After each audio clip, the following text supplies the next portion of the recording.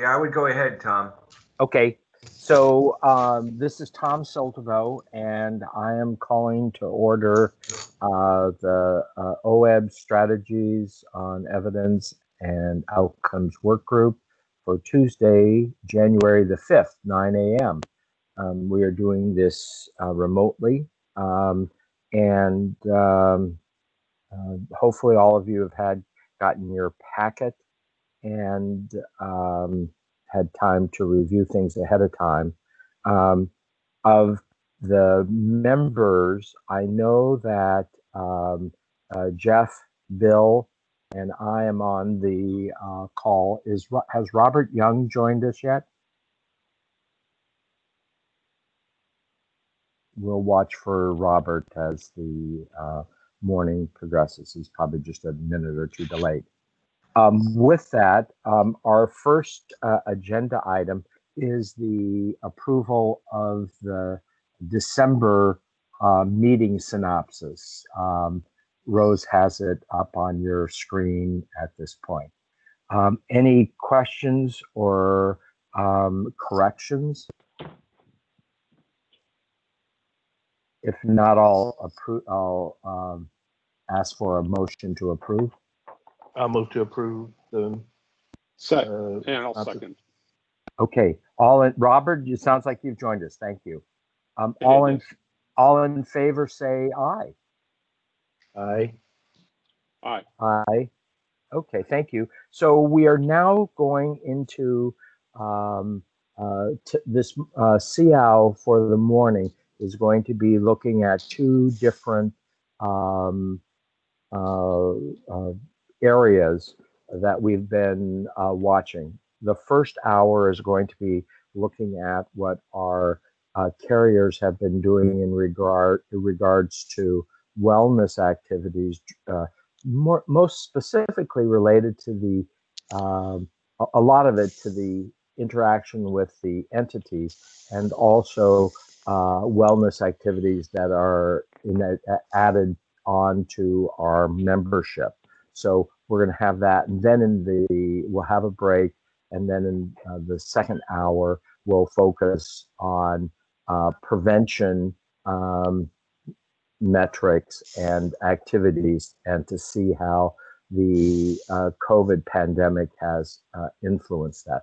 That is the quarterly follow-up that we've been watching, and we'll continue to watch as we deal with this disruption of the normal order of care. So the first part, though, is going to be looking at wellness interventions, and with that, I think we first have Kaiser Permanente is going to present that, and I have down that it is Kay, Keith, and Sapari are going to give us start this presentation. Is that correct? That is correct.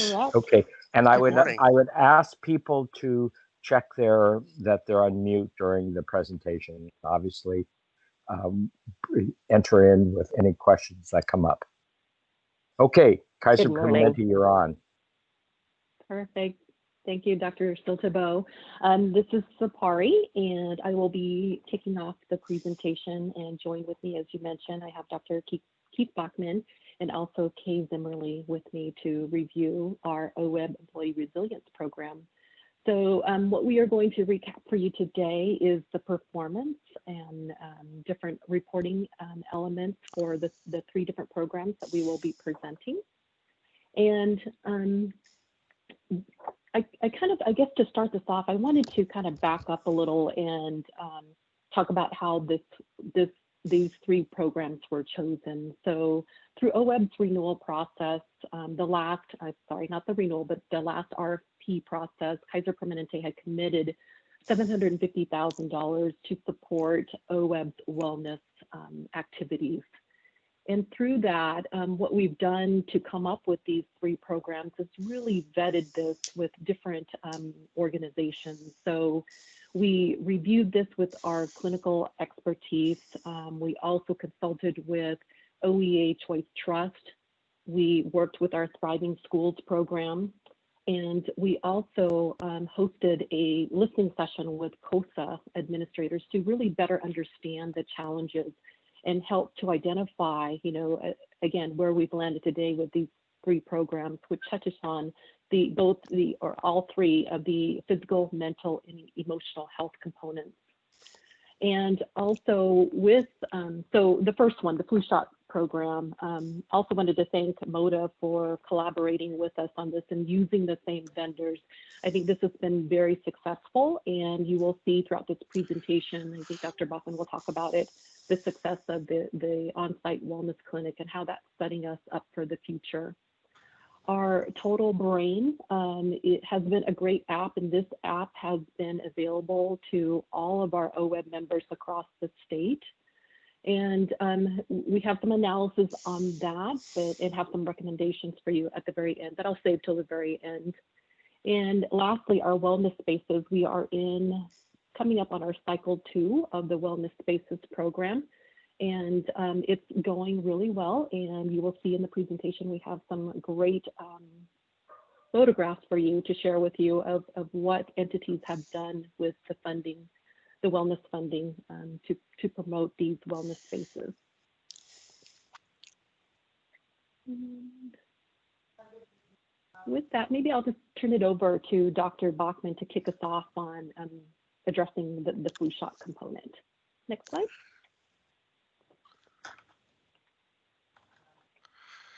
Great. Yeah. So here again is the 3 different components, just to kind of outline some of the program highlights, and we'll be going through those in more detail as we go through the slides. But this is kind of a nice 1-page summary of where we're at with the 3 programs that we brought to OEB members throughout the October through October year. So next slide, please. So this is data from the state, just to show where we are with influenza activity and vaccination. This isn't OEB specific data, but this is from the Flu Bites program, and this is from a few weeks ago, but I looked at the most recent data a week later, and things haven't changed that much. The orange is the 2020-21 data, showing really very low number of visits for influenza-like illnesses in the state, and even lower numbers of confirmed influenza activity.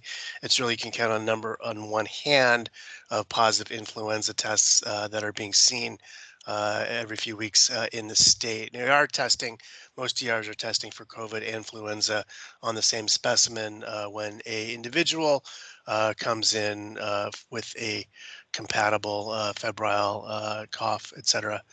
Syndrome.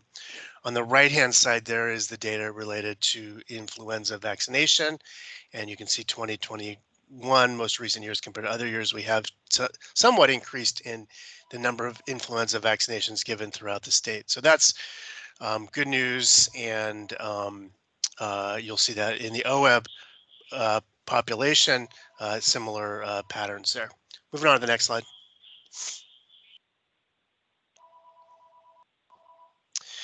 So what we've achieved with the fall flu clinics in 2019 and 2020, obviously 2020 had some disruption or significant disruption related to COVID. So in 2019, we did some increased promotion on the OEBwellness.com website. We were able to increase our overall vaccination rates at work sites by 35%, serving 1,600 OEB employees. Those were done at 43 on-site clinics, and that was an increase from prior years.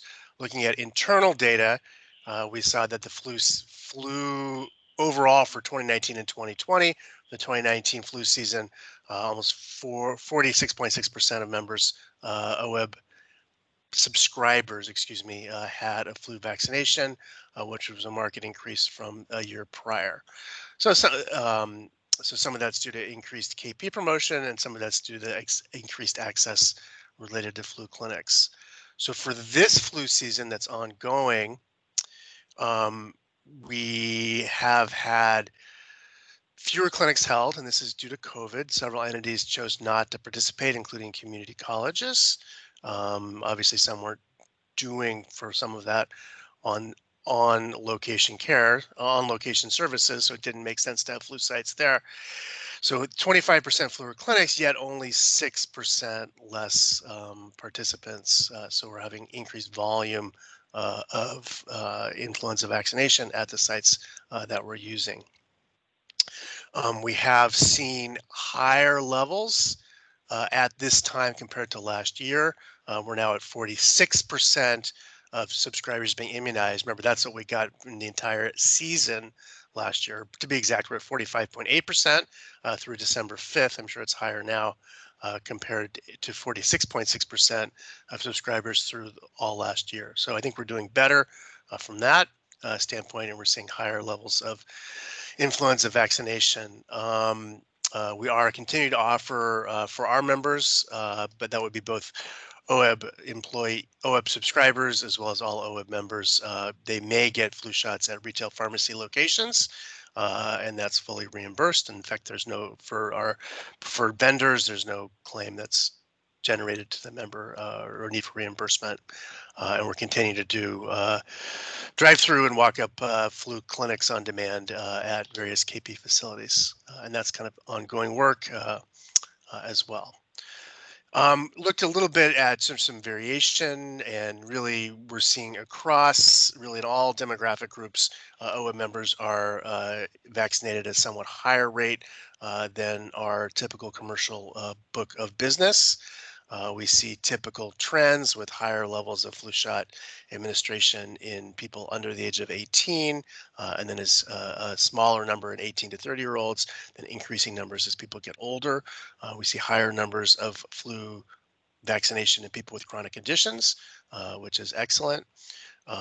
Some geographic trends as well, and there's somewhat decreased use of flu vaccination in Mid-Valley, which includes Salem and Eugene, which should provide some targets for us to try to focus on with on-site clinics as well as other member promotion. I think that kind of wraps it up there. For the bottom line is that we are seeing significantly higher levels, really up to 20 to 30% higher levels of flu vaccinations in the current year as compared to prior years. And the on-site clinics, though there have been less in number, have gotten almost a number of people through despite COVID. So that's all good news related to flu immunization campaigns. Moving on. And that. Hi, this is Kay. I will turn it to Kay. Good morning. Can everyone hear me okay? Yes, Kay. Welcome. Thank you. So I'm here to talk about the second focus area, which is mental health and wellness. We implemented the Total Brain mobile app. We provided statewide access regardless of individual members' carrier selection. The Total Brain app is an innovative mental health and fitness platform. It looks at the entire set of interconnected brain capacities that drive an individual's performance. So through assessment, screening, and benchmarking, Total Brain based their mental fitness program to help improve deficiencies in individual brain capacities that can hinder employee performance and resiliency. So it's a little bit different than some of the other brain apps that focus more on stress management or depression, although there is quite a significant overlap in the actual tools and resources that are used in the brain training platform. It's a digital neuroscientific assessment that's used to assess the individual's brain performance, and with ongoing training customized to the individual's brain, it can improve and increase focus, positivity, sustained attention, planning skills, and emotional control. What we have on the screen here is just a recap of the brain training that was offered during the year, with the program launching October of 2019 with an initial challenge kickoff. We then had a webinar and a challenge in the January-February timeframe, and another one in May, and then a follow-up campaign that was held this fall in the October-November timeframe. We also have a sneak peek of what's coming up for 2021, and we'll get to that later. Next slide, please.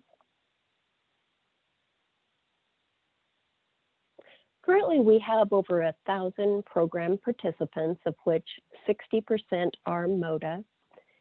88% of active users completed an initial assessment, with 16% then measuring improvements by completing additional assessments. Each of those assessments are 20 minutes in length, so they do take some time to really focus and complete that. Individuals have the option of just moving directly into using the tools and resources within the app. What we discovered is that the month-long challenges and the associated webinars helped increase usage. Over the initial year, over 9,000 exercises were completed, earning participants nearly 1.3 million brain points. These points were tallied and used to award small incentive prizes during the challenge competitions in the first year. Overall, of the assessment in the various categories, emotion, feeling, cognition, and self-control, the percentile rank compared to the book of business was overall at 48%, with emotion category ranking highest, cognition ranking highest at the 55th percentile, emotion at 54th percentile, self-control at 43rd percentile, and feeling at the 41st percentile. So that's as it ranks according to their assessment of brain compared to others in your cohort based on age and other factors. Next slide, please.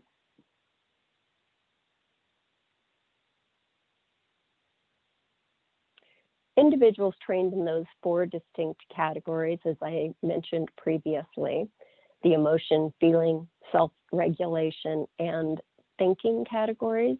Assessments then help guide the users to areas that they might benefit to best improve their brain resiliency.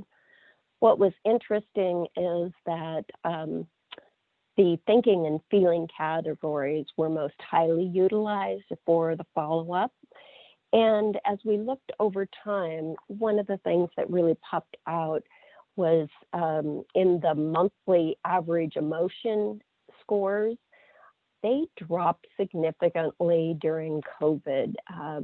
So they were scoring higher and then dropped off in the late February into March timeframe, but they started coming back up in September. And that's just looking at the users over time. For the feelings scores, stress control really bounced up and down throughout the year. Depression, mood control, the scores tended to drop off, most significantly, a significant drop off in the August-September timeframe. And then for cognition, what we saw was pretty steady. For planning skills, that was one of the areas where the OEBB users were in the 60 to even 70 percentile. Their memory, again, was steady throughout the year, but dropped off a little bit in that September timeframe. And focus varied, I think, impacted by COVID as well. We did see for the self-control category, connectivity was lowest in the summer months, in the April up through the summer, and then it popped back up again. Resilience and was steady throughout the year. And then the other thing that was significant is the percent of stressed users. this was a high percentile of nearly 15% of users experiencing ongoing high stress levels, 25% overall. What you have on the screen here are some of the comments from users. Average 93% satisfied with the program, although some complained that it was a bit of a choose your own adventure. Initially, the Total Brain app was designed for individuals to assess, and then they could train in a specific category, but they had the option of adjusting to whichever programs they wanted to use. So it would be, the brain training would sometimes be fun and people wouldn't know, is this really helping me improve my brain functionality? There were some complaints about how long the assessment was. Next slide, please. This is just a little recap of the webinars. Dr. Heidi Hanna is put on these 3 webinars last year, and we have a couple more coming up. Dr. Hanna focuses on brain health and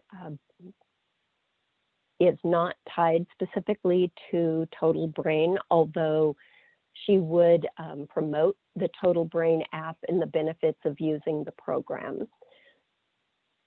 Individuals would not need to be using the programs to benefit from participating in the webinar. So we kept them separate but complementary to each other and used the webinars at the beginning of each challenge to help promote it, and we did see significant benefit from that. What was interesting is the highest participation levels were for the May webinar, which was in the early COVID adjustment phase, and I think people were really looking for some positivity in their lives at that point in time. Next slide, please. Here's a preview of the 2 campaigns we have planned for 2021. A focus to improve efficiency in brain health in February, and for Mental Health Month in May, a focus on transforming stress.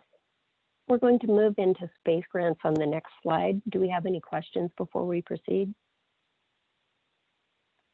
Yeah, this is Bill. Excuse me, sorry. So we all know that we kind of got surprised in the education world the day before Christmas that we're expected or setting a target goal to reopen schools on February 15th. So this is going to put a lot of stress on our members as they try to figure out all these changes coming very, very fast, just like we did in March. And I'm looking at your data here, comparing that out, and what things can, and I'll ask Mota the same question, can we do to assist members as they go through the stress and prepare for reopening schools mentally and healthy wise? What is the task that we can do to help members? I think that's a great question. You know, one of the things that we've heard through communications with our own employees, as well as with the clients that we've been supporting, is the sense of isolation and aloneness that employees need to be checked in with frequently. They need to be asked how they're doing and have that personal connection with their cohorts and their managers. And then they need access to the resources. They need to be reminded of what resources are available to them through their carriers. The Total Brain Fitness app is a great resource for individuals, especially those that are looking to find some balance in their lives. But we also, through we have other resources within Kaiser Permanente that are extremely beneficial for those that are struggling. We have, as I mentioned before, other apps that have been rolled out this year and available to our members, including the Calm app that focuses exclusively on improving sleep, meditation, and has some music that can be soothing and calming and help support individuals, as well as My Strength.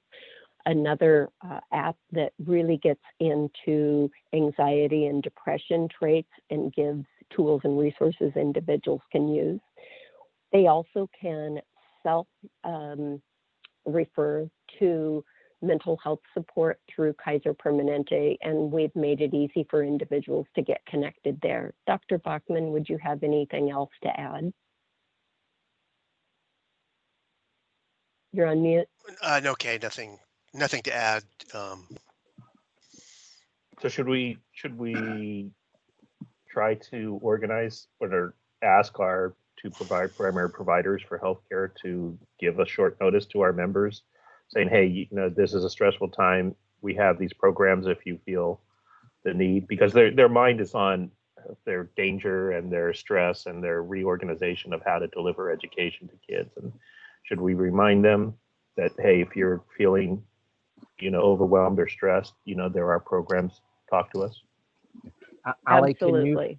can you talk with the communications, I think it's Jackie, to see, to work with the with our health plan people to see what we can do with this. I think Bill's really hitting something of importance, because there are resources out there, and this might be the perfect time for that type of reminder to both entities and to members.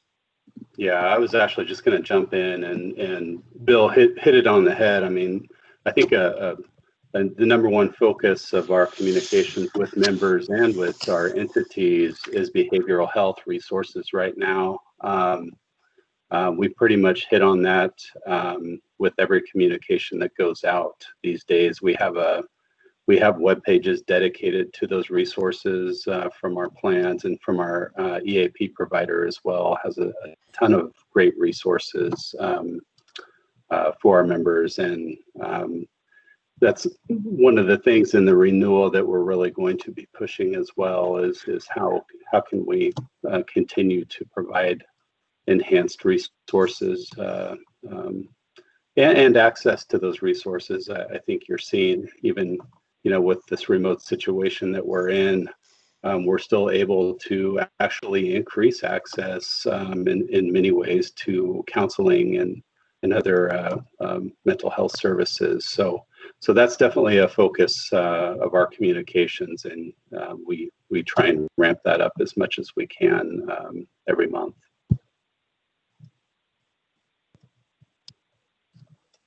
Thank you. Kay, do you want to continue on? Yes, let's move to workplace wellness space grants. But before we do, I just wanted to reinforce that for the KP members, we have ongoing messaging that's going out related to COVID, and included in that is always a focus on mental health resources as well. And in my next newsletter that I will be sending out, I'll remind my contacts that are wellness leads of both the Total Brain app as well as the other resources available to them. So moving into workplace wellness space grants, this has probably been one of the most popular items that was included in our resiliency program. We've initially planned for 2 rounds of grants. The focus area is to reduce chronic stress by increasing the number of sustainable wellness spaces within schools. We designed this to really support employee health and wellness through systems and environmental change.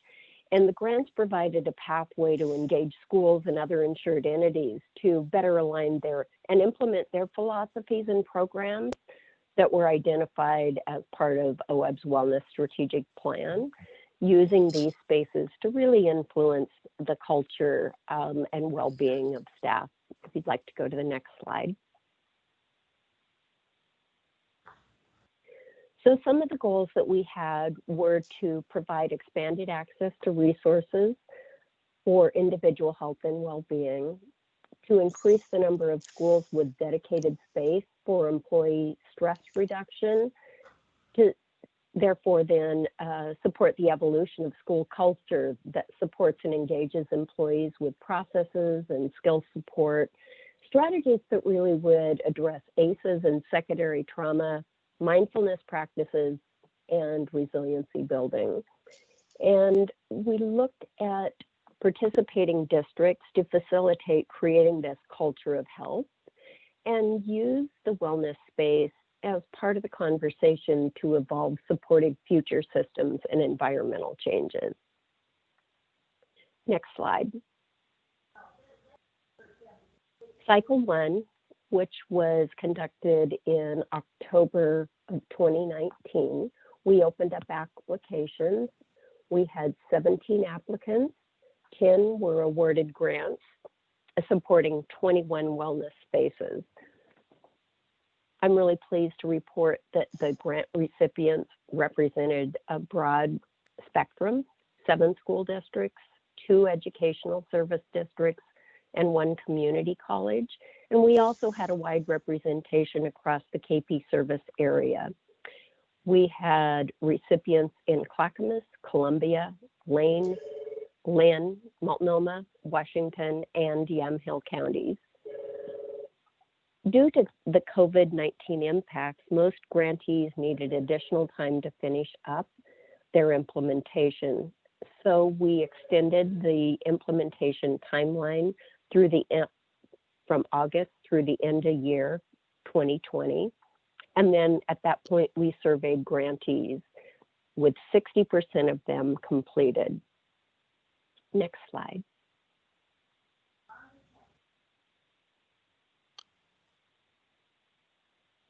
Some of the accomplishments, the majority of groups developed a plan to make sure all staff knew about the wellness space. They convened groups of staff to lead project implementation. They coordinated with facility staff on installing equipment and supplies, helping with the renovation and space maintenance once the space was completed. And districts set up regular check-ins with school coordinators and leads. Most of the groups noted that they needed to adapt their initial plans to respond to COVID-19. And the top challenges, of course, were limited access to the space to complete implementation or to fully implement utilization of the space. Some of the recipients got an early start, and by March of 2020, already had opened their spaces, even though some of the refurbishments might not have been completed. And so for those earlier adopters, that's where we're seeing the highest levels of results around staff morale, access to relaxation and stress reduction, and then really kind of changing the culture in that the stress and support of employees became closer to the forefront in their communications with employees. And that's been one of the biggest impacts, I think, of COVID, is how they've needed to adapt to that. If we can go to the next slide. I have an example of some before and after photo from Willamina School District, and a comment that they sent back. We've completed the project and love it so much. We are truly thankful to OEBB and Kaiser Permanente for this opportunity and the investment in our staff. As you can see, it's quite the positive change. Next slide. I have some quotes from grantees with a focus on improvements in staff well-being that came from some of the early adopters. I think I visited most of the grantee locations at the pre-COVID timeframe when they were working on implementation, and there was a lot of energy from people that would walk into the space while we were looking at it saying, oh, I'm so looking forward to having this space and to having the refresh. And that was just really interesting to see how excited employees in the buildings were to see that a space was being created for them that In some cases was an overhaul of a break room, and in other cases it was a brand new space that had previously been a storage room. And so if we go to the next slide, here's some examples of that from Canby School District. They had a large kind of industrial looking cafeteria room, break room, and they separated it out, created a much more communal and collaborative setting with a separate space for relaxation and rejuvenation. And they really have had a chance to implement that and get the feedback for it from staff that have visited this space. Next slide.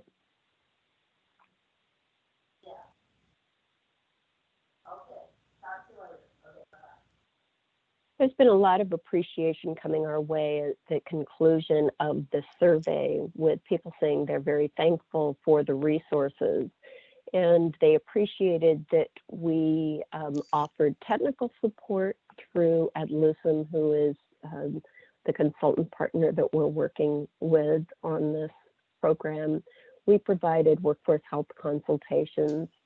We also assisted with some newsletter communications, helped encourage them to promote mental health and resiliency while employees were remote, utilizing the Total Brain app, also our Thriving Schools online resources, and the Planning for the Next Normal at School playbook. So through those resources, we found that the grantees were very eager and appreciative of what we were providing that they could leverage even though employees were remote. Now, the next slide, I'd like to give you a sneak peek of what's coming up for Cycle 2. Initially, we had planned for Cycle 2 to open up for grant applications in October of this past year, 2020. We have postponed the Cycle 2 grants until April due to COVID impacts on staff and the ability to focus and apply for a grant. We've heard from our current grantees that they're eager to apply for another cycle, and grantees that have successfully completed grant implementation for phase 1 would be eligible to apply for other schools within their district during the second cycle. We have just over $150,000 left in funding for this Cycle 2 of grants. And we will have an application webinar on March 31st. Again, this is open to any school district or other insured OEB entity within the Kaiser Permanente Service footprint. And we will promote that through OEB Wellness as well as directly to the administrators that we work with at the district. So applications would be open in April. We'd notify grantees in May. They would then have from June 2021 through May 2022 to complete implementation, and then a final case study planned for July of 2022. Any questions? I just want to comment how cool this whole idea was, and we talk about apps and the digital world and everything, and it's also kind of nice to have something physical that you can get your hands on and see, and I think it's a wonderful use of resource for people who need that kind of calm place where they can leave the middle of the storm and rest a little bit. I think it's wonderful. This is Bill. Thank you. I'll chime in as well. That's not a question, but I tell you, we're finishing up a 2-year, $60 million bond refurb at all of our buildings, and knowing this, we added in workspace upgrades and a lot of the kind of things you talk about here, including we improved all our bathrooms for the teachers in the buildings as well, which was turned out to be very important. But using teacher voice, letting them pick even the paint colors and things like that. So stuff you do in this program went outside of the program, even when we were doing our refurb of our buildings and bringing in teacher wellness into the part of the bond was important. That's great to hear. Any other questions or comments from SEOW members? Kay, is that the conclusion of your presentation? I'm turning it over to Sapari. We have one last slide. Okay. Yeah, thank you. Yeah, this one last slide is really just to recap it all. I won't go into it in detail. We have, when we set up this innovation fund, we targeted a 2-year time frame to use the funds to promote these 3 programs. And we have a small budget left beyond the 2 years that, again, in our renewal response, we have made recommendations. One is to continue with the flu shot program and maybe potentially to continue with a mini grant for the wellness spaces. With respect to the brain training or total brain, we feel that we each meaning Kaiser Permanente and MODA, have other apps available that we've launched to address the mental health component. And so our proposal will be to probably move on from brain training. For Kaiser Permanente, we, as Kay mentioned, we do have the Calm app and the My Strength app that members can self-refer to. But I also wanted to mention that for our behavioral health consultants, we just recently launched a few additional programs that they can refer members to, such as Will, Wobot, Silver Cloud, and Thrive. So again, just additional applications to kind of target that mental and behavioral health component. And we look forward to reporting out on all of those in the future. So with that, do you have any questions for us? Yeah, back to you. I wanted to say a big thank you to Kay Zimmerly. Kay, I understand that this is your last presentation to SEOW and to OEBB. Your path and mine have crossed now for over 10 years.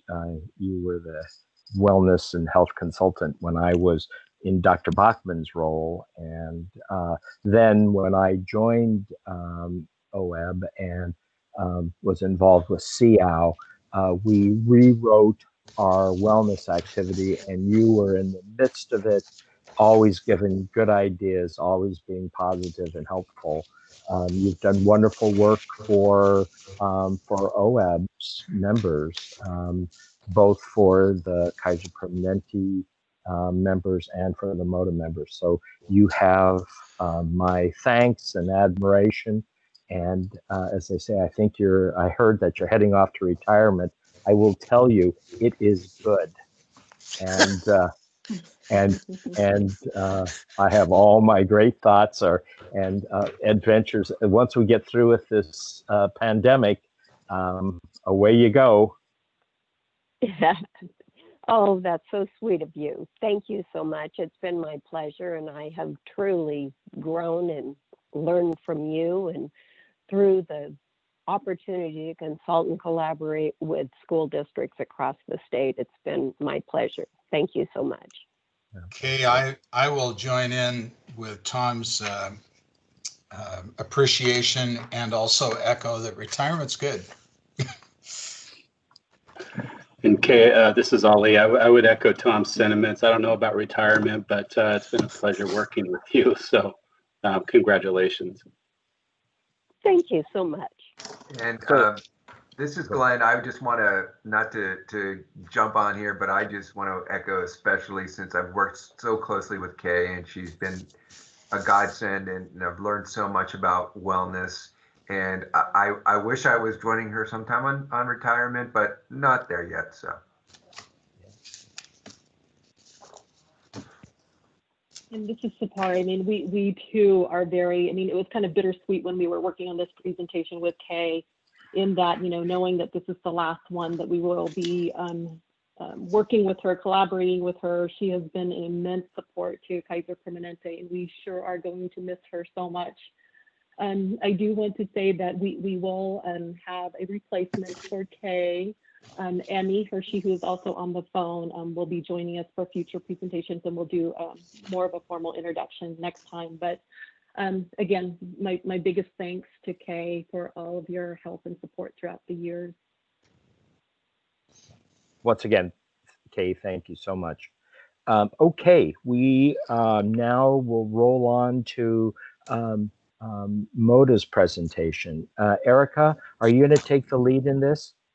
Hi, Dr. Siltabo. Yes, I am going to kick us off and introduce Amy before she gets started. Great.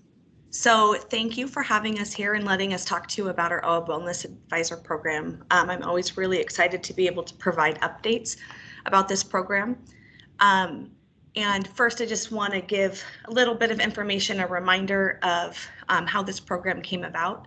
So similar to what Sapari said, MODA also included some wellness funds through the RFP process, and the OEB board decided to use those funds to create the OEB MODA Wellness Advisor Program. And I do want to say that MODA is committed to continuing to support this program into the next plan year and beyond. We want to continue to be able to support our OEB entities and their members through wellness. Last time we did a presentation, we had both of our wellness advisors here, and Megan unfortunately has decided to pursue other opportunities recently. So Amy Kearns will be doing the presentation, but definitely wanted to let you guys know that we are looking to fill that second advisor position here in the coming months. So Amy's going to give a little bit of background on the program and provide an update on what she's been doing, as well as how she's been transitioning the program from more of an in-person format to a virtual format to fit the crazy times that we're in today. So Amy, would you like to take over? Sure. Thank you, Erica. Yes. Hi, everybody. I'm Amy Kearns. I am, of course, the OEB dedicated wellness advisor with MODA Health. And just as Erica said, we're going to be covering basically what we've been doing with the program, especially since COVID hit. So if we could go to the next slide. Thank you. So a reminder, the Wellness Advisor Program was really born to help OEB entities either start, implement, or also sustain existing programs that they may have already had. We do this in a number of ways. So we help provide wellness support and strategy. This could look different depending on the entity. Some entities we've been able to help them form wellness committees. Others we've talked to them about the importance of leadership support and buy-in. And then we also have our funding, which I will talk about a little bit later on in the presentation. We also offer on-site, you can see in quotes there, support and presentations. So of course, pre-COVID, travel was a big part of this job. We would go to entities in person to either assist with health and wellness fairs. We were doing on-site presentations for staff on different wellness topics. And then we were also helping to assist with different on-site activities. An example of this, it unfortunately wasn't able to happen because of COVID, but we were helping an entity plan an on-site biometric screening using our funds for their workplace. And then COVID hit and we had to cancel the event. But that's just sort of an example of another on-site way we're able to help. And then we help connect entities to all of the different resources that are out there. So we promote MODA resources, we promote Kaiser resources, the OEB Wellness Champions program. I very often send a lot of my main contacts to the OEB Wellness webpage. They're able to kind of see a number of different things in one place. The different vendors that OEB offers, like WW, if an entity has the EAP provider, I give them tips on how to promote that out to their workplace. And then, of course, the OEA Choice Trust is a big piece of this as well, and more. So usually the process when I start working with an entity is they'll meet with us. We used to really push an in-person meeting. We wanted to get, face-to-face and go to the entity or the district. But of course, now it's been mostly over Zoom. We then do an assessment of where that entity is at with their workplace wellness program. We then put a plan in motion for success, and then we have ongoing engagement and evaluations as well. Next slide. Okay. So here are a few program highlights. Our number of engaged entities at the moment is 173. Now, I will note with this number, it's a large number, and this does not necessarily mean that I'm communicating with 173 people on a daily basis. An engaged entity is an entity that has in some way, shape, or form communicated with me over the last couple of years. So it may be I sent an outreach email and they got back to me to let me know that they are receiving my outreach emails. They might let me know how they're utilizing them. But there's definitely different levels of engagement. But up until this point, I have heard back from 173 of the entities. Out of those 173, 37 I would put into the high touch category. So high touch is, again, a range of different ways that the entity is engaging with us. It may be that we have met in person before COVID, of course. It may be that we delivered a Well at Work presentation for them. So Well at Work presentations are our introductory presentation where we go over all of the resources available in the wellness space for an entity and individual members as well. We may have given a wellness webinar for their specific workplace. They may be engaged in our funding application process. Maybe they requested wellness swag items from us and we've worked together to get those items delivered to them. So there's been a good amount of communication between myself and an entity if they're in the high touch category. In the year of 2020, we connected with 44 new entities. Mostly these connections are made via email outreach. I'll talk a little bit more about my email outreach strategies going forward in the presentation. But we were able to connect with 44 new entities, which I think is a pretty great number for this year.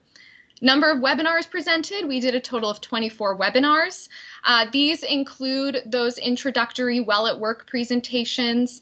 It may be, again, a webinar that I'm giving to one entity in particular on a wellness topic. And then I also offer monthly webinars, which I will also talk about in a couple slides from now. We approved a total of 4 grants. And then we also have craft and cooking demos that we film every month. And so we filmed a total of 20 of those so far. Next slide.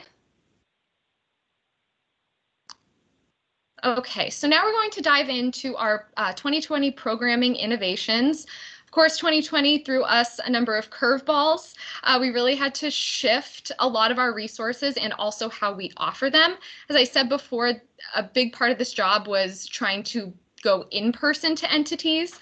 And so then we had to shift everything to a virtual space, which we actually saw in a way better engagement with that than when we were trying to set up only in-person meetings most of the time, which I can talk about a little bit more in depth. So the first virtual resource we have here are our cooking and craft classes.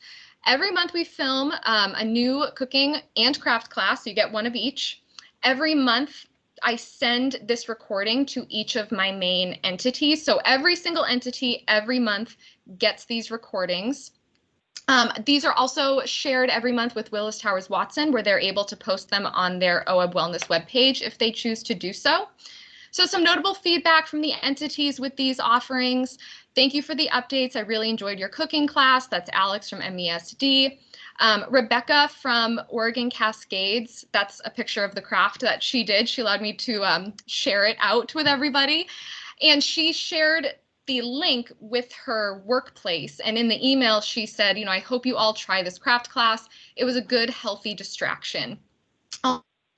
I sent this along when the wildfires were happening. And so she let me know it was a really nice moment to just kind of sit, do a craft, and try to forget about everything that was going on, outside. Some additional information about these. So the views that they get over time are around 100 on each video.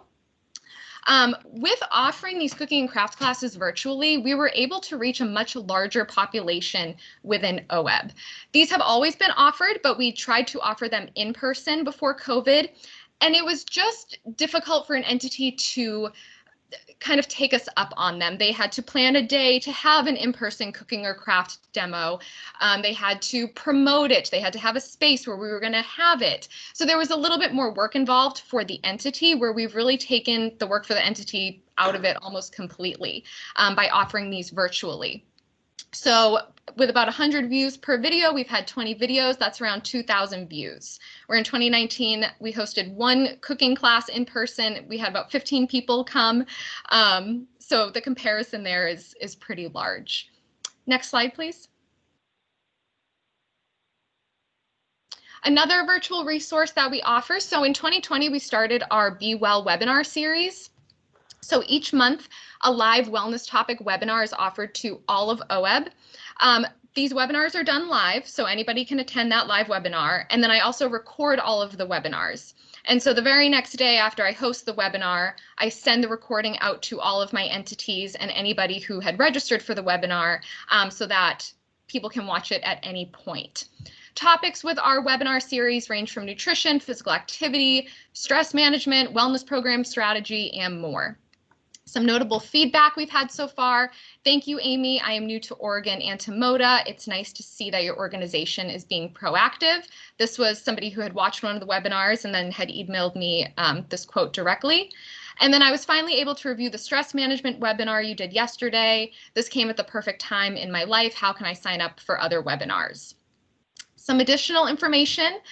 So participation in the Be Well webinars has increased quite dramatically from our first one that we did in January to the one that I just hosted in December. So for comparison, in January, we had 3 whole people attend our first Be Well webinar. And then this last one that we hosted in December, we had 131 people register, which was quite a large number for us. And 54 of those people attended live. And then the recording thus far has had over 100 views in the past month or so since I sent the recording out. Next Amy, slide. Oh, yes. Amy, quick question. When you say that you're sending out both the cooking and craft demonstrations and the Be Well webinar, are you sending it out to the 173 number, or is it going to the high touch people, the 37? So every month I send out an outreach email. Like you just said, it has the recordings, it has this webinar series. I'll also talk about a newsletter that we created. It has that as well. And I send it to every single OEB entity. Got it. So yes, I feel Thank that, you know, there are entities where I've been emailing them for 2 years Yeah. Yes. and have never heard a response back, but I still make sure to email them just that one time a month because you really never know. I have entities that have said to me in the past, we want nothing to do with wellness. We don't have wellness. We don't want it. And then they've come back a few months later and said, actually, we do want it now. And Perfect. so you just never know when that person may respond or when somebody else new may come in where they hand wellness off to them and they become my main point of contact. So everybody gets these resources every month. Thank you. That's very helpful. Great. And I agree with your attitude and approach completely. Yes, definitely. Here was a visual, and I apologize, it is small, but this is just an example of the promotional flyers that we send to entities. Sometimes I have entities who request, hey, can you send me a visual flyer that we can post in our buildings? You know, when people go back into the districts or entities, can I email this out to my staff? So these are our promotional flyers.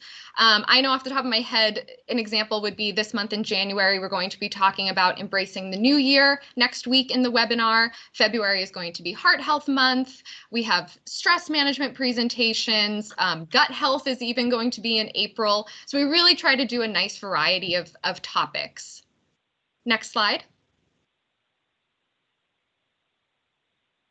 Okay. Another resource that we created this year was our MODA Wellbeing newsletter. So this newsletter gets sent out bi-monthly. Again, it gets included in those outreach emails that I send to every entity. It's designed to share seasonal recipes, resources, and tips to build happier, healthier workplaces. Sections of the newsletter include a mindful moment, better bites, let's learn, and community connections. Some feedback so far. Thank you. We love getting your monthly updates, videos, resources. Keep them coming. This is perfect. I just get excited when we have wonderful non-work items to share with our team members. These are the type of things that are fun to send out along with holiday messages. So really the purpose of this newsletter, the entities, or my main contacts, I should say, at each entity, they can use this newsletter in any way they feel fit for their workplace. So I've had entities in the past that come to me and say, I've been tasked with creating a newsletter for my workplace. I don't even know where to start. Do you have template recommendations? What do I do? Because there can be a lot of time and effort that goes into finding all of the tidbits of information that you want to put into a wellness newsletter. So the goal with this wellness newsletter really was to try to take as much work off of the plate of our main contacts at each entity as possible. We put the work in on our end. We find all the kind of fun things that are out there online, of course, from reputable sources, covering a whole host of wellness topics, and put it all together for the entity to utilize. And if you go to the next slide, you'll see just a visual of what some of the sections of our newsletter look like. So you can see in this one, we had our mindful moment. We've focused on the topic of gratitude. In our Let's Learn section, we talked about sleep. One of our favorite outside resources is Happify, so we included some videos and articles from Happify on how to get better sleep. We talked about connecting, social connectedness, also in that Let's Learn section as well. So again, we try to kind of cover a variety of topics in this newsletter. Next slide. Okay. So I'm going to move into talking about our funds, how they're promoted, how they're utilized, sort of how the process goes. So thus far in 2020, we granted 4 separate entities funding. With our funding, we like to kind of gauge the needs of the individual entity before we decide on how to utilize the funds. So for Baker School District, we surveyed the population. We found that some of the highest areas of need were stress relief, no really big surprise there, physical activity, and then nutrition. So they decided to actually implement a mindfulness space. They are not in the Kaiser footprint, as we know, so it's been sort of interesting to see that those mindfulness spaces within school districts are something that I think any school district would be happy to have. And so that gap, since they're not in the Kaiser footprint where we've been able to come in with our funds and kind of fill that need has been really nice. They, of course, implemented that before COVID. I don't think they've had a chance to quite use it yet, but they will one day. So then they also offered group exercise classes, and then they purchased healthy snacks for all staff. Lane Community College, you'll see here, same thing. We saw the same main themes when we survey the population: stress relief, physical activity, nutrition. So they purchased mindfulness items for their staff, like gratitude journals and puzzle books. They purchased resistance bands that staff can get for free as well. And then they're also offering, during this time of COVID, virtual fitness classes and nutrition workshops.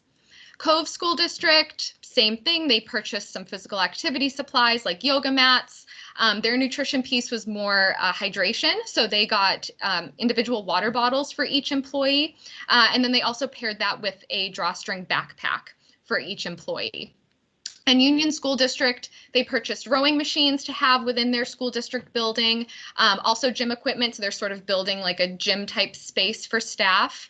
And then they also purchased mindfulness workshops that were taught by an instructor who they were able to utilize out in their area.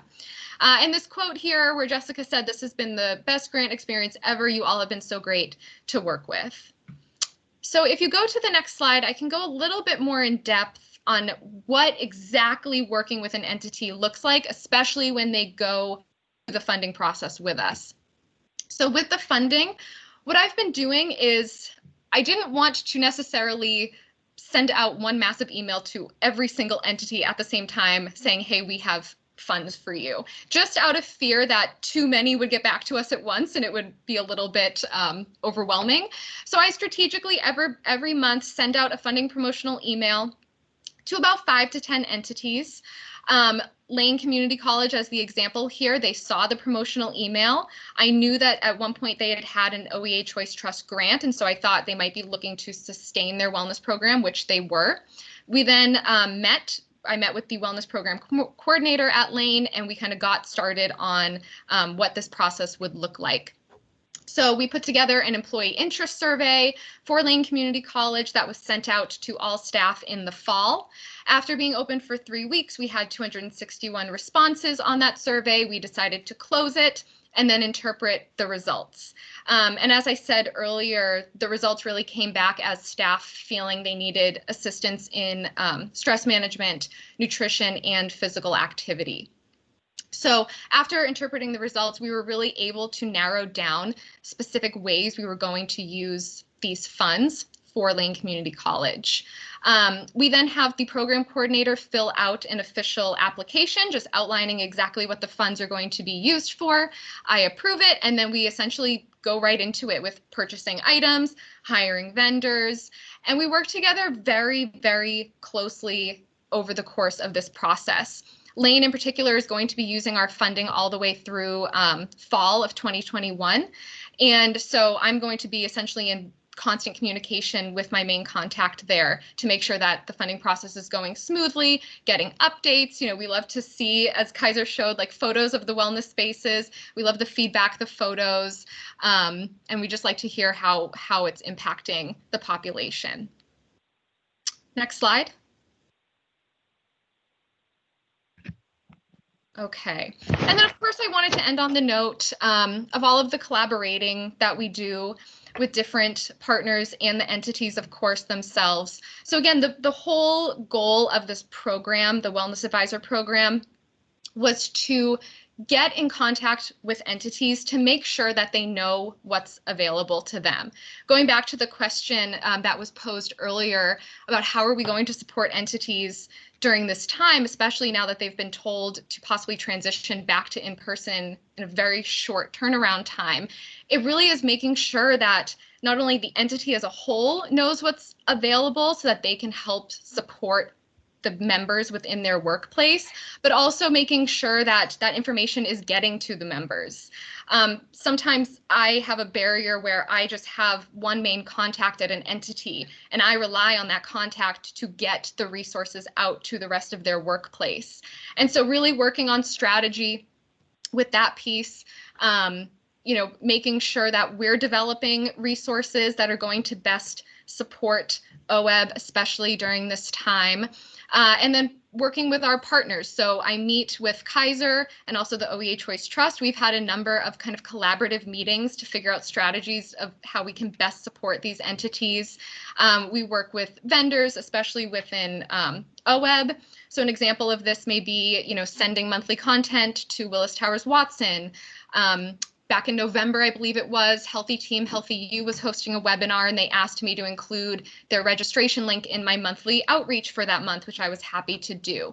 So it's really, the goal is just getting as much information to the entity as possible, you know, giving them tools on how to get that information out to their workplace so that at the end of the day, the member knows about all of the different resources that they have available to them, especially during these extremely stressful times. And I believe the next slide is just a questions. So that that wraps up essentially all of my updates, and I'm happy to take questions. Any questions from the group? My only question, Amy, of the 4 grants or funds that you, groups that, entities that you went on and developed specific programs with, it sounds like every single one of them, when you surveyed their staff, it was stress relief, physical activity, and nutrition. It's like that seems to, it will be interesting as you continue to do more. If that's the common theme, there might be a pretty strong message there for MODA, for Kaiser Permanente, for OEB to continue to focus on. I know a lot of our activities have been in those directions, but it sure is confirming what you reported. Kind of confirms the message that we've been hearing now for years. Yes, definitely. It's been very interesting to see those themes come up time and time again. And it's also very helpful to see that as well, because it really helps navigate programming efforts. And even just knowing, okay, physical activity, nutrition, stress management, we're able to then choose topics for the newsletter that much more easily, because we really are able to hyper focus on the areas that need attention the most. Yeah, I agree. That's again, very important learning. So kind of keeping track of that will be very important, I think, for us as we maybe in a year's time look back at, again, what we're constantly looking at our wellness offerings and the need to meet the needs of the people we're responsible for. So this is a very important, that activity of assessing the need is a very important intelligence gathering activity. I appreciate it. Certainly. Yes, surveys are always strongly encouraged. Whenever I start working with a new entity, one of the first questions I ask is, have you ever done a survey with your population? Because, we could sit here all day long and guess what the needs are, but unless you really ask the workplace, you're going to be shooting in the dark, essentially, of where to navigate. So surveys are something that we really try to promote as often as possible. Super. Other questions or comments from SEOW members? This is Bill. I had to check out for 5 minutes. Sorry about that, but so I don't know if this was covered. But just the same thing I said when KP was presenting. The next 4 months, as we roll in yet another sudden change from government to bring teachers back into the schools, is going to be a very high stress situation, especially with hybrid model. And teachers are going to need some extra support and be knowledgeable of that support being there. Yes. And yeah, I think I slightly touched on it when you had stepped away for a minute, but really I kind of echoed what Kaiser had said as well in response to this question, where there are a plethora of resources out there. And every time I meet with a new entity and ask, did you know health coaching was available to members of both Kaiser and MODA? Did you know Total Brain is available? Did you know about this? Did you know about that? And how often I hear, no, I didn't know any of this existed. And so it just really reiterates when those moments happen that, sometimes they do just need a reminder. Sometimes an email being sent is like, oh, I forgot this existed and I'm going to go utilize it now. I'm going to pass it along to my workplace. So just that constant communication, constant updates. I know MODA has onboarded a few new vendors, Maru being one of them, which is mental health care virtually. And so, doing a Maru promotion where I let each of my main contacts know, hey, did you know this is a new offering? Please promote it out to your workplace so that members know as well. These things, it's really kind of ongoing and constant, and I think we'll probably possibly even see more requests in these next few months for reminders and resources as well. Because when COVID first hit, we did have a lot of entities coming to us saying, what do you have? We need help. People are stressed. People are scared. Help. What do you have? So I imagine that might happen again with this new change as well.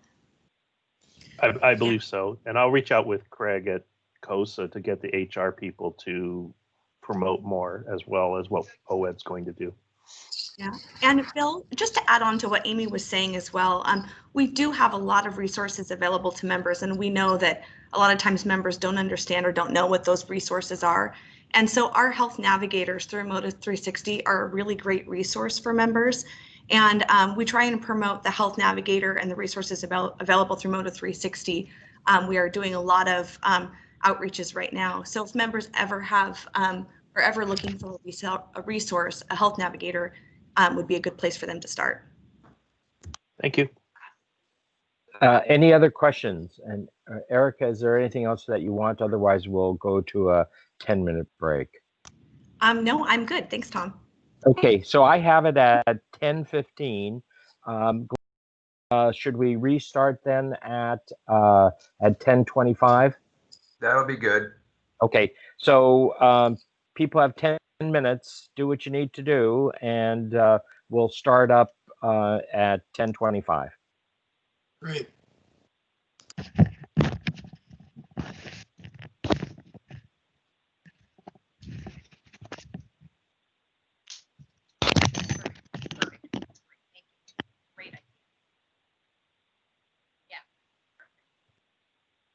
Yeah, he's one that I do too.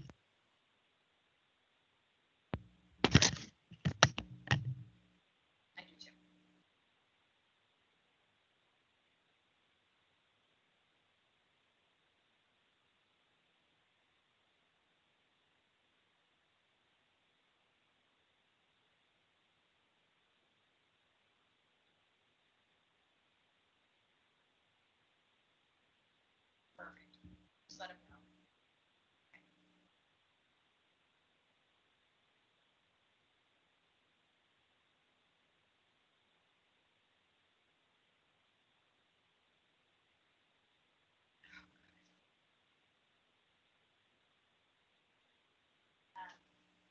Okay, so Patty, how we ended it was we have gainful employment, just keep doing what you're doing, and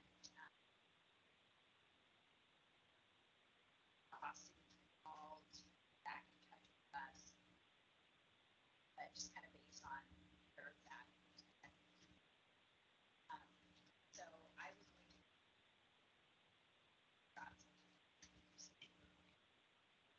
Patty, can you give me the number?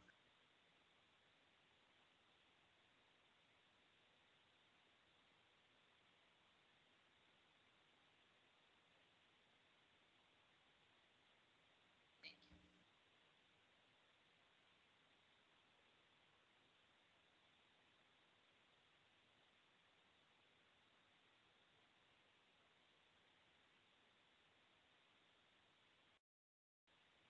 Wait to do it because today on my call and on Zoom, so Heath was going to take Frida's spot, and he's sitting here today. So if that's the case, have them under absent. So just wait until we get that. Yeah. I had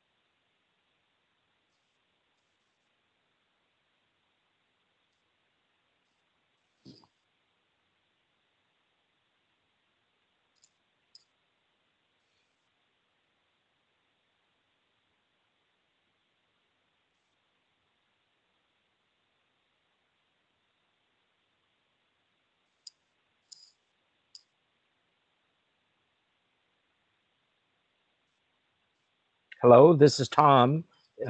Can we call things back to order? This Bill, I'm here.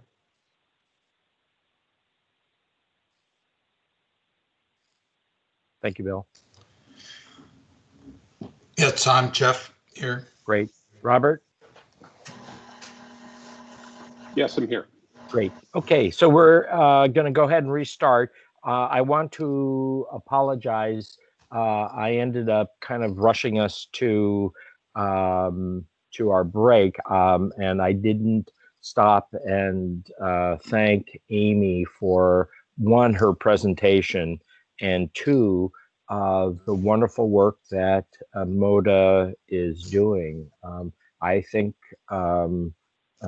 it's those two presentations we had this morning from Kaiser Permanente and from MODA show how our health plan partners truly are looking at the health of our membership and the people responsible for. So you have, one, my appreciation, and continue the great work.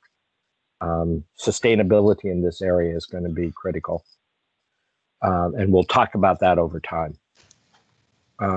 Okay, next topic, we are going to look back at what's happened to prevention services during the ongoing pandemic. We all know that there's a light at the end of the tunnel for COVID-19. We're still in the tunnel, and we're going to have our two health plans talk about data that they are seeing, are capturing in regards to prevention services. So first up is Kaiser Permanente, and we have Dr. Bachman and Sapari Sturdivant to take us through this. Oh, and so I think Jennifer, you're going to be part of this too. Take it away, Kaiser. Okay, well, thank you very much, Tom, and we're happy to provide some data here related to the impact of COVID-19 on preventative services. Obviously, preventative services are a really important part of our quality program, and we believe, as I'm sure everybody else does, that anything we can prevent is worth doing, and that's a great use of healthcare resources, is focusing on prevention to keep people healthy. With COVID, it's a complicated impact, and you can see it depends on what factor we're looking at or what preventive service we're looking at. Depends on the accessibility of that service during the time of COVID. It also depends on what the specification is. So some services such as adolescent well care need to be done yearly to remain compliant with the HEDIS metric. Other services like colon cancer screening with colonoscopy are every 10 years. So you'll see how some of these are impact dramatically, but could also be expected to fairly easily to get back towards normal. One trend that we're seeing here, so the way you look at this data is the three for each prevention metric. The three bars on the left-hand column are 2019 data in January, July, and November. And the right-hand three bars are 1 year later, January 2020, which is pre-COVID impact, July, which is sort of mid-COVID impact, and November. The blue bars are our commercial book of business, and the orange bars are OEBB. And it's nice to see that really in every metric at every time period, OEBB is somewhat higher than our book of business in terms of delivery and performance of preventive services. So the first set there, the adolescent well care visits, and that of course requires an annual visit to remain in compliance with that. And because that's an annual visit, that has been reduced fairly quickly. You can see the OEBB numbers there, 57% in January, which I would note was a nice increase quarter over quarter since last year, though now has deteriorated to just 33%. So certainly adolescent well care visits can be done via video and phone, though they're not very popular doing it that way. And we do want to catch the vaccination, primarily HPV vaccination, when we see kids in there for those visits. So there is, all at the end, we'll kind of go through the efforts ongoing to go ahead and restore these metrics. The second one there is childhood immunization. This just refers to a series of vaccines that are given at the age of 2, give or take. And this is something that we are concerned about, and we are certainly heavily promoting getting people in for vaccinations. That doesn't need to be done at an office visit, and we are prioritizing office visits in pediatrics for kids that are due for immunizations. That number has has modestly gone down from 91.6%. Again, nice improvements from the prior year in January. It now is currently at 85.6%. Again, OEBB being slightly higher than our Northwest book of business. On the bottom is breast cancer screening, and this does require an office visit for mammography every 2 years. And you can see the OEBB rate being reduced from 82.4% down to 76%. And it's funny because any two of my patients is going to have a different perspective on whether it's safe to come to the office, whether they prefer not to come to the office, or whether they prefer this to be business as usual. Even if they prefer it to be business as usual, it's really not, because we know things are a little bit slower. We do need to disinfect all the facilities between every patient, which does add time. We also want to keep time in the waiting room, number of people in the waiting room to a minimum. So I'm just saying that even if our services are running at full capacity, which there's going to be a number of OEBB members who really prefer to put off something elective like mammography or some of these other preventive services until a time, whether it's rational or not, they feel it would be safer to come in. So we still do recommend social distancing. We're doing the best in our medical office, but for some people, they really would prefer not to come in and see us until the pandemic is over. And I think that's, no matter what we say, however accommodating we are, however much we explain our hygiene protocols and that everybody's masked, has a temperature check on arrival to a breast imaging center, some people still prefer not to come in. Next slide refers to two different preventive services. That's colorectal cancer screening on the right and cervical cancer screening on the left. Cervical cancer screening is a service that's done every 5 years with the PAP and HPV testing, and you can see that's reduced from 85.58%, 83.58% down to 80%. So just a modest reduction, and that obviously requires an office visit, and that's something that we're going to be prioritizing getting people in as that's due, because we certainly don't want to see these metrics declining. And then colorectal cancer screening on the right, you can see a pretty marked decrease there from 70% to 55%. And the reason that's going down so quickly is that we have a very robust yearly stool fecal immunochemistry testing program, where about half of our members achieve their HEDIS metric and their colon cancer screening via the yearly stool test. So that resolves, or that deteriorates pretty fast as people are not keeping up with that. We actually stopped pushing that and sending that out for a while when during the initial surge and the concern about PPE in March and April, we really sort of stopped doing elective colonoscopies. So we stopped sending out and pushing the FIT tests at the same time. So we're back up and running. The FIT tests are going out.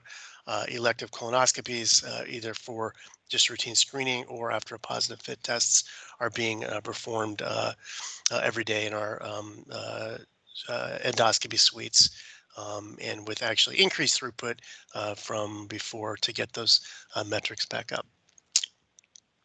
Next slide just kind of indicates some of the focuses that we're having in our medical offices. We are now, again, outreaching. We're actually improving our outreach when people are doing phone visits and video visits. We're having the same kind of medical assistant pre-visit outreach, reviewing care gaps, filling as many as possible, scheduling for the mammography or the pap test when we have somebody on the phone or video visit for another primary care visit. For well child visits, we are adding special immunization schedules available so people can come in for an immunization without having a regular visit. We're targeting outreach. We are expanding hours for well care visits, both weekdays and weekends. And then we certainly can do some of well child visits by video, particularly if vaccines aren't required. Vaccinations are ongoing in adults, and preventive screenings are going on for adults, and we're integrating that into our virtual care program. For colon cancer screening, we've reopened we're pushing out the FIT tests we've always been done in the past. Those are on hiatus for a few months. For some of the routine colonoscopies, we are externalizing that to some selected partner groups in the community who also have some excess capacity. We're increasing throughput in our own endoscopy suites, as well as using Saturday openings. And then we're using some predictive modeling to make sure that we are seeing the people at highest risk for colon-related conditions, getting them in soonest. And then we have backlog reduction measures in place for all the other kinds of services that are necessary and have lagged. So we're optimistic that we may not be able to get to the highest levels of preventive services, but we're committed to doing that. I think the barrier is just going to be having increasing comfort with people. For the small number of people who really don't want to come in and see us, it's going to be a challenge getting them up to date with some of the face-to-face required visits. But I think we're going to do our best efforts, both for outreach, for making it easy, and then for providing great access to these services. That is a run through there. Any questions? Any questions from SEOW members? Tom? Do you, yeah, this is Tom. My question would be, assuming that, and this speaks to how we start looking at quality metrics over time and how we include that in our contracts with our health plans. When the assumption is that by the end of third quarter 2021, everybody who wants a vaccine will have been vaccinated. At what point do you think will it take a delivery system such as Kaiser Permanente to get back to pre-COVID levels? I think it's going to be a couple quarters to do that, just knowing getting everybody in, knowing some of the services are some bottlenecks just in terms of getting people in, but I think it should happen fairly quick. I think it's going to depend on the speed that we can get the vaccinations out. Well, yeah, and that was my, and I'm making, so. Yeah. I realize that's an unknown, but what you're thinking is that somewhere between 6 to 9 months after we get to herd immunity with adequate number of people having been vaccinated, it's in that 6 to 9 month period of time that a delivery system such as Kaiser Permanente would be back to pre-COVID levels of these quality metrics. Yeah, I think it'll be before that where we're getting back to pre-COVID utilization levels, but it's going to take longer just for the catch-up. I understand the catch-up. The other that's issue what I was looking at. In measurement is HEDIS, and what's going to happen with the HEDIS norms, which are going to be either not given to us because they're not valid. So how are we going to rate the quality outcomes? And we may need to be innovative about that and measure it. So. Yeah, and I know there's been a meeting or two about, within OEB leadership, just about what do we do because of these challenges, and but I was interested in the sense that what does it take? So in other words, pretty quickly getting back to pre-COVID utilization on an ongoing basis, a little bit longer to do the catch-up. Yeah. Yeah, okay. Thank you. And I'll be asking that. Simpler, I think the catch-up for preventive services is a simpler business than the catch-up from other kinds of services, including sort of, certain care that's been delayed and then is going to need some, complicated management of it. So, right. But this, I think, is straightforward. Okay, thank you. And I'll be asking that same question to when we talk to Moda. Acknowledging that the question that I just asked Kaiser Permanente was as a not as a health plan specifically, but more as a individual delivery system, and Moda has that additional challenge of dealing with multiple delivery systems. So any comments or questions from SEOW members? Okay, otherwise we're now on to Moda. Erica? And Nathan Trenholm is actually going to take over for us. Wonderful. Nathan? Thank you, Nathan.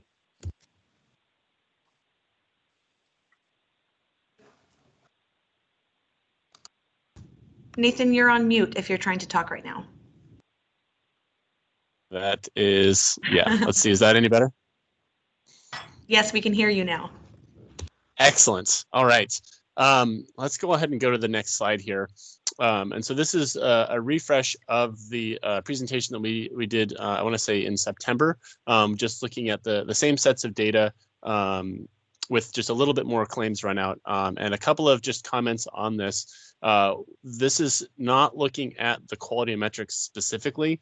So the quality of metrics, the HEDIS measures do have a number of, continuous enrollment requirements and some exclusion criteria. And really what we were looking at and trying to focus on was just what does the utilization of the key services look like over time?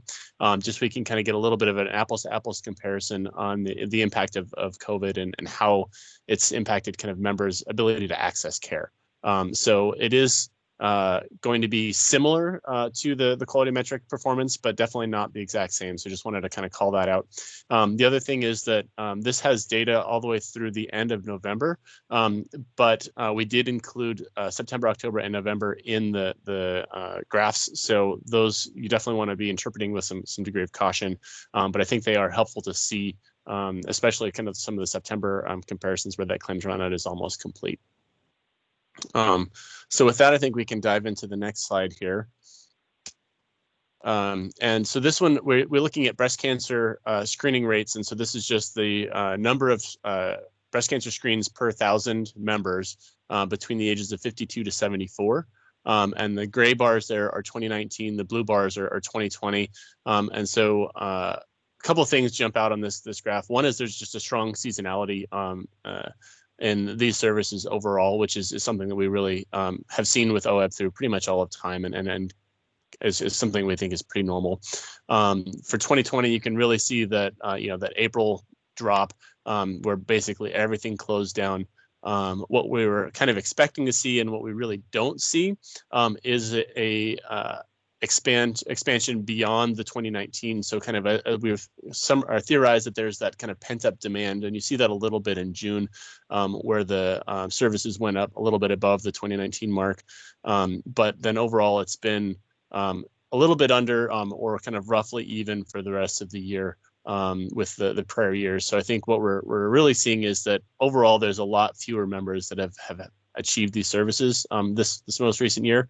And that's just something that we're going to have to continue to work through over the next several years. This is something that's recommended for the most part once every 3 years. For some instances, it is recommended every year. So there's quite a bit of catch-up work to be done for this particular service. And just as a quick call out, reminder that November drop is something is most likely due to claims lag. It's probably not due to services, a decline in services there. So just wanted to call that out again. We can go ahead and go to the next one. So colorectal cancer, very similar story. I think Kaiser mentioned this as well. A lot of the facilities kind of closed down and have been really limited access for cancer screenings. Some of these have been mailed in, but a lot of those home test options have also been kind of shut down throughout this year. So we are seeing very similar to breast cancer screening, a decline in those services overall, although it is kind of coming back to roughly pre-COVID levels, I think at this point. In the next couple of months, we'll continue to really watch that claims lag to see how that comes through. We can go ahead and go to the next one. Again, very similar story on cervical cancer screening. Pretty much everything shut down through April, and we see a kind of increase in services over the next several months, but we're not quite back to that 2019 baseline as of yet. So definitely some pent up demand and some backlog there for folks to get in and get screened. Well, child visits, I think, again, a very similar story. These, again, also have a very strong seasonality, but this is something that I think is a little bit harder. This is something that's recommended for the most part every year for members. And so trying to get kids caught back up in that service is something that is a little bit concerning, and definitely something that we're really working towards, trying to get folks in as soon as they feel comfortable. And I think kind of to Tom's point, we've got a lot of different clinics and facilities, and so each one has some kind of different parameters and guidelines around reopening and limiting access. So it is a little bit of a challenge in really working through all those different places to make sure that members can access their care.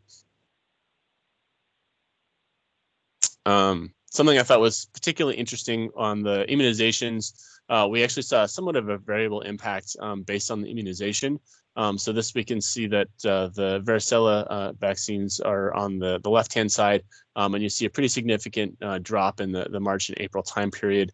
And then the DTaP immunizations are on the right-hand side. And you see a little bit of a drop, but it's not nearly as significant. And so I'm not quite sure what the key drivers are on this, but my hypothesis is that there are some, for those that have been receiving the first dose, they're getting recalled and getting that second or third dose. And maybe some of those folks that are just on the one dose series are delaying the start. So that may be some of what we're seeing here. But I think overall, I was actually pleasantly surprised to see that the immunizations were not falling nearly as far behind as some of the other cancer screening services. So this is something that I think was actually really encouraging to see, that some care, although we did see a little bit of a decline in some of the spring months, are really getting back to kind of business as usual for most of the immunizations.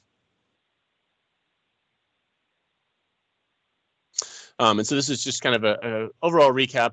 I think not terribly surprising to anyone, we saw some significant decline pretty much across the board in services in the kind of spring of last year, when things were really hitting the hardest and there's the most uncertainty.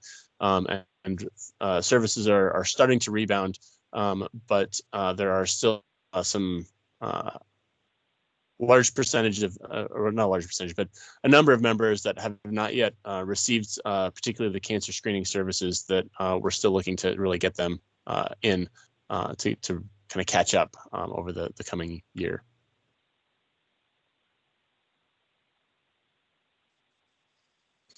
And I'll open it up for questions here. Questions from SEOW members?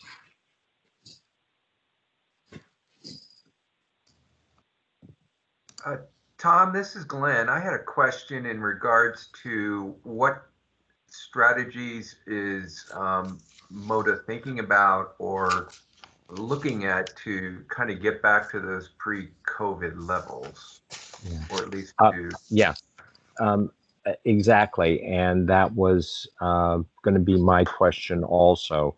And I'm going to expand it a little bit in that MODA doesn't provide immunizations.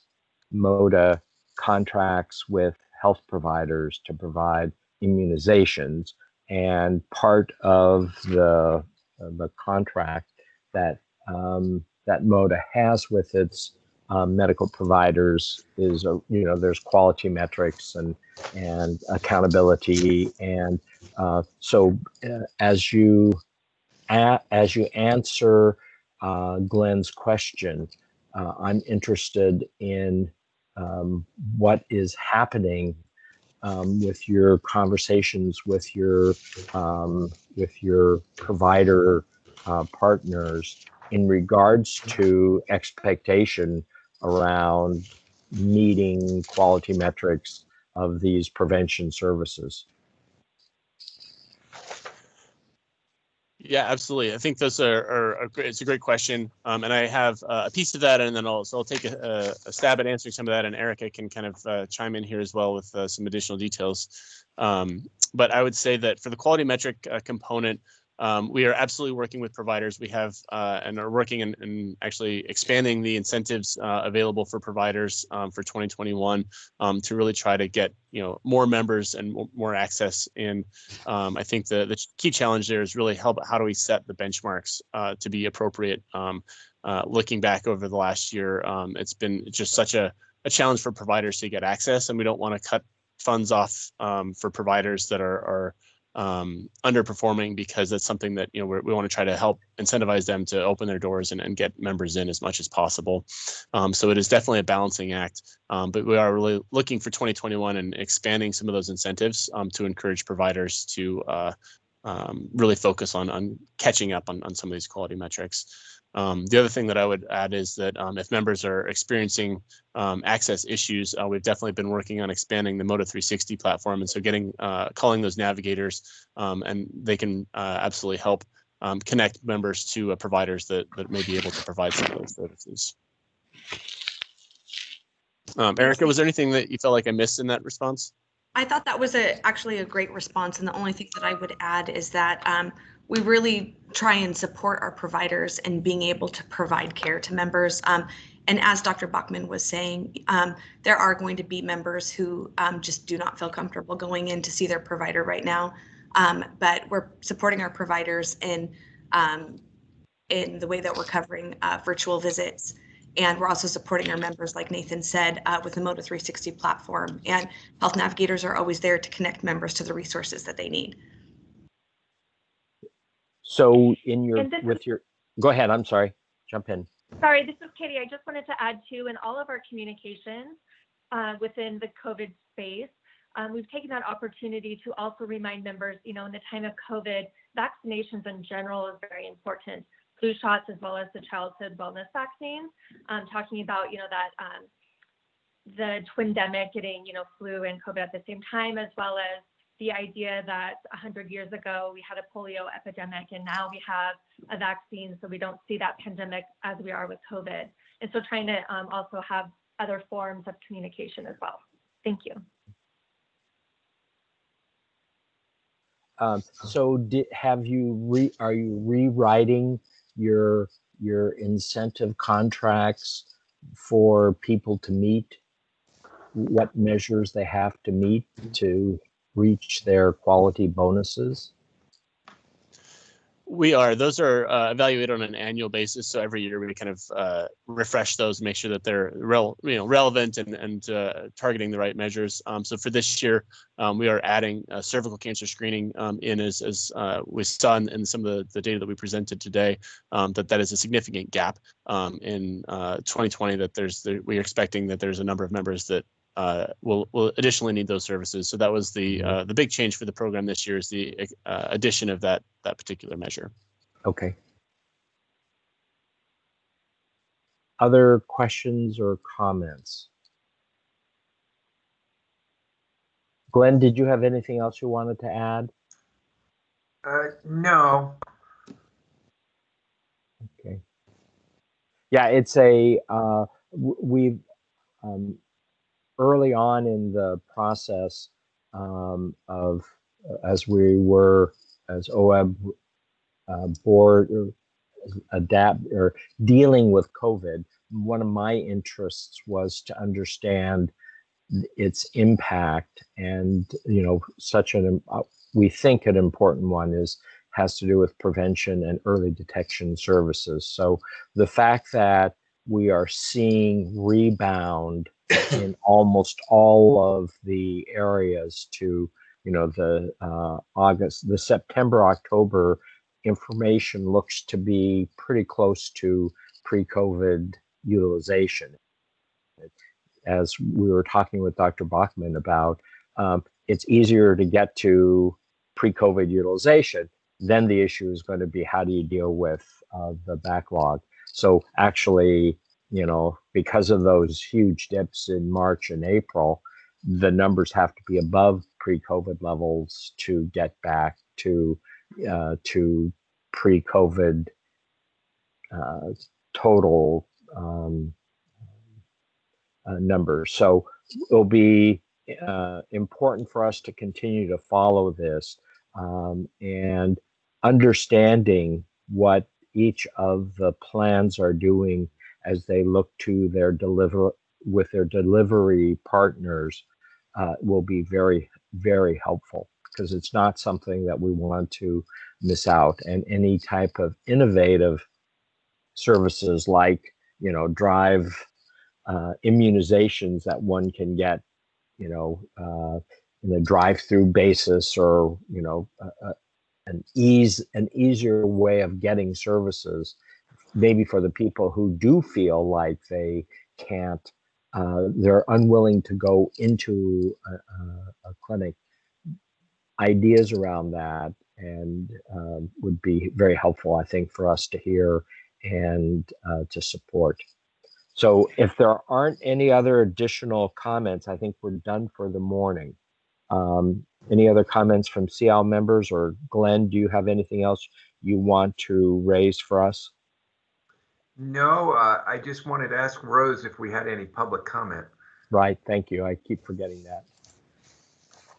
No, you don't have any public comment. Okay. Okay. Otherwise, unless I hear otherwise, we are done for the morning, and we restart the full board meeting at 1 o'clock. Thanks, Tom. Thank you very much. Bye-bye, all.